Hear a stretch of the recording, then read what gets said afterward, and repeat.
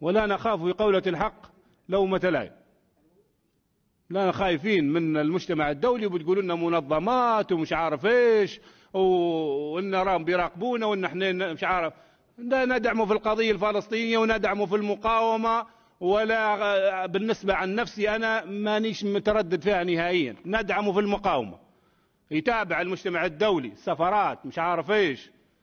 لا هذا كيف تدعم في المقاومة؟ ندعم فيها. أنا عندي دولة تدعم فيها قلبا وقالبا، ومثل ما تفضل أخي عبد السلام أمس مظاهرات، ونؤمن بهذه القضية الصغير قبل الكبير. وفي أشياء أخرى ممكن ما فيش داعي واحد يتحدث عليها حتى تقوم بها في دولتي، إنها تعتبر نوع من المزايدة وهذا شيء، وهذا واجب أصلا. وسوف نقدم كل ما نملك تجاه القضية الفلسطينية. أقسم بالله العظيم لو في آلية لفتح الحدود، أقسم بالله وأنا مسؤول عن كلامي، وكلكم تعرفوا الوضع اللي في ليبيا، علينا نعمل السلاح اللي في ليبيا كله نقلوا لي غزة. قاعدين مقاتلين عندنا كلهم موجودين ومتدربين.